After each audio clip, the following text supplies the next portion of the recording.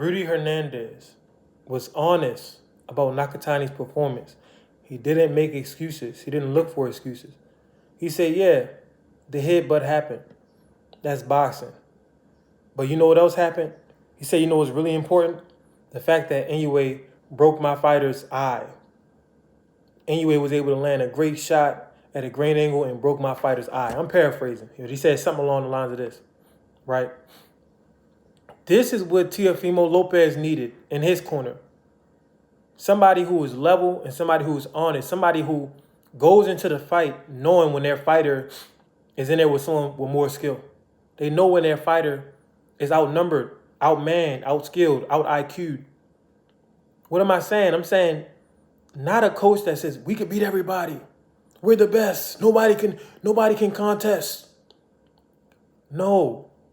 Because just because someone has more tools than you or more resources, that doesn't mean that in real time they can beat you. Boxing is about execution, planning, strategy, execution. All the talent and skill and speed, that's good. But none of these men are invincible. Not even David Benavidez, but I'm going to do a video on that later.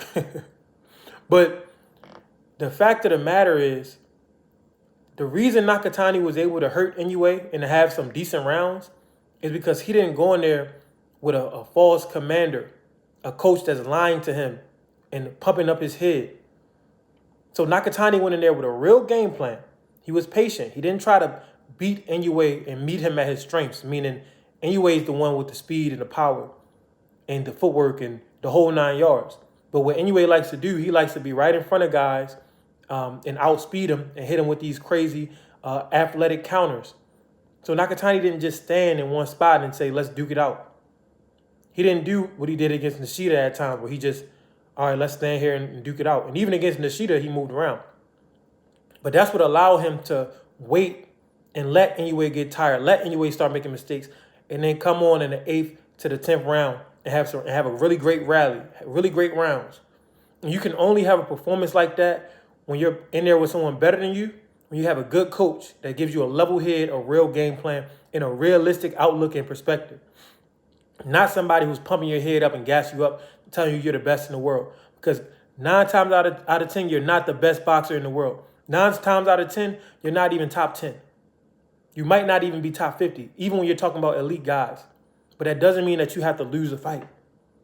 If you execute, if you're honest with yourself and your coach is honest with you, y'all could draw up a real game plan. If you're dishonest and you rate yourself, overrate yourself, and you take for granted your opponent, kind of like how Derek James and Errol Spence did against Terrence Crawford, kind of like how TEOFIMO Jr. and Sr. did against Shakur Stevenson, that's when bad things happen. You have to have someone who's honest and say, look, this guy's a monster. Remember Rocky? His man told him, hey, this guy's a monster. You got to train hard. We can't fight him right now. He told him the truth. You know, that way Rocky didn't get destroyed by Drago or Clubber Lang and other people because he had a real honest people in his corner. And that's a movie. But this is real life. Rudy Hernandez, even the way that he reflected on the fight, Nakatani has a chance to come back and possibly win. Not to say he will, but because he has honest feedback, he won't be making excuses. Like we seen Deontay Wilder, whenever he lost to Fury, he made a lot of excuses. And some of them excuses may have been real. Maybe there was some foul play. But one thing we've never seen Deontay Wilder say is, you know what? Man, I got to develop a jab. Fury's a larger man than me. He's taller than me. He has more weight. I got to develop a jab, and I got to wait, man. I got to break this man down. I have to do this. Not what Fury did or what he didn't do. Me, I have to do this. And that's what happens when you have real coaching. And that's why Deontay, he went back to, I think it's Mark Breland. He went back to Mark Breland, and guess what? He had a victory, a long-awaited victory against a decent opponent recently. When he fought the Brit, can't think of his name right now. But fact of the matter is this. Shout out to Rudy Hernandez.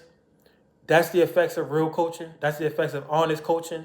You know when your guy is in there with someone who's better, and you prepare for that. You don't lie to him and say, yeah, you way better than him, and then he goes out there and get embarrassed. You tell him the truth. This guy could do X, Y, and Z better than you.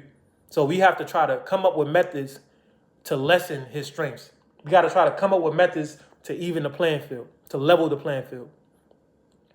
Teofimo Lopez, dad, he didn't do that at all. What happened to your power, mijo? You're going to hate yourself. No. Y'all, you're telling your son he the best, he better than Shakur. He's not. Tio doesn't have the timing, understanding of distance, the defensive moves, the relaxation in the ring, all these different things that Shakur has, the speed. He doesn't have those on the level that Shakur has it. If you were honest with him, y'all could have came up with a more realistic game plan as opposed to having Tio jump in and getting countered all night. But y'all let me know what y'all think, man. This is the importance of good and honest coaching. The importance of honest coaching.